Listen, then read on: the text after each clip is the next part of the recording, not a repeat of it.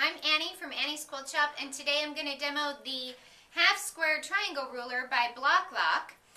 We are using this in our Contessa block of the month, and so for any of your half square triangles you can use this method.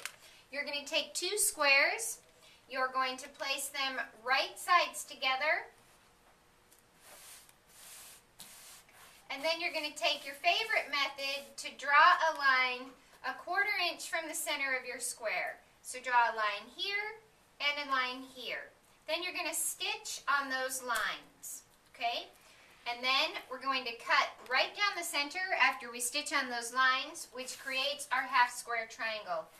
Just for future patterns, if you'd like to use these on other blocks, if you want to use this method for half square triangles for other projects, just make your half square triangles bigger so you can trim them down. What I usually do is if I know it needs to be a 2-inch finished half square triangle, I will cut these blocks 3.5 inches, and that gives me plenty of room to trim it down.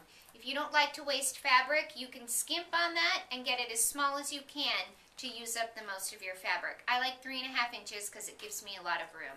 So I add about 1.5 inches to my finished size, okay? Then I'm going to take my Bloc Loc ruler, and if I want this to square up to a 4-inch square, I'm going to lock my Bloc Loc ruler right in the seam of my half square triangle. It locks in right there, and I can slide up and down. So I'm going to slide this down to right about there. I'm not sure that my edges are square here, so I'm going to square up here. Make sure that my seam is right in the center. It should be because it locks on. After I trim this off, I'm going to go ahead and slide back this way to where I just trimmed it and trim the excess off, and I will now have a perfect 4-inch half square triangle. Really easy tool to use. If you have any questions, we're happy to help you in the shop. Come on in. That's how you use the Bloc Loc half square triangle.